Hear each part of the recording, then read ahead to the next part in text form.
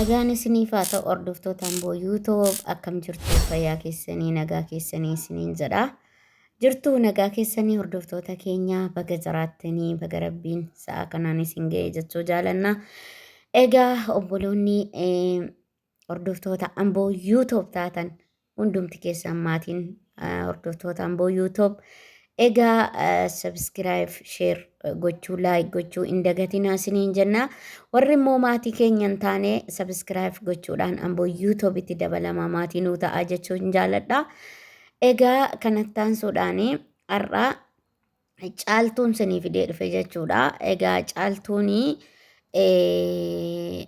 hajjiidhaanii kottuu daa'ima keenya waliin guddifannaa daa'ima keenya lachuu walitti qabannee guddifannaa jetteen jechuudha. Jennaan ajjiin immoo maal jedhee hordoftoota keenya ajjiin immoo wanti inni jedhee caaltuudhaani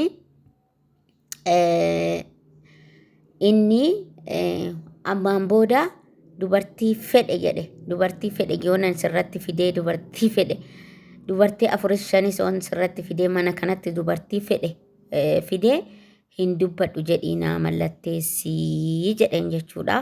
Hin dubbadhu jedhii naa mallatteessii jennaan caaltuun immoo gara barbaaddetti fuudhi malee akkamitti dubartii mana kanatti fiddaa gara barbaaddetti immoo deemiti gara barbaaddetti fuudhii jetteen jechuudha. Inni immoo asitti malee jedheeniin asitti malee ani asumattan fidaa jedheen jechuudha. Hordoftoota keenya asumattan fidaa jedheeni caaltuun immoo hin ta'uu jetteen jechuudha.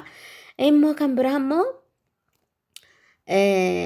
daa'ima jedheeniin daa'ima innaa deessee torbee tokko jedheeniin innaa deessee torbee tokko deemtee dalagaa galuu qabda jedheeniin jechuudha. Dalagaa galtee anaafillee musuruufa koo daa'imaafillee anaafillee nu lachanuu musuruufuu qabdaa nu hundayyuu jedheen jechuudha. Mana kiraatii daa'ima carqii dhabee daa'ima to'annan dhabee wanta tinaan jettu hin jiru. Kana hundayyuu naa mallatteessita jedheen jechuudha. Hordoftoota koo naa mallatteessita kana hundayyuu naa mallatteessita jedheeni mee otoo sin ta'e mee kan akka caaltu kun sinirra ga'e otoo ta'e hordoftoota keenya mee akkam jettuu maal gootu mee koomentii jalatti naa barreessaadha yaada keessanii mee maal gootu otoo waan obboleetti keenyarra ga'e kun sinirra ga'e mee akkam gootu maal gootu hordoftoota kiyya. Egaa caaltuuni ani waan si mallatteessu hin jiru jetteen jechuudha. Ani waan si mallatteessu hin jiru.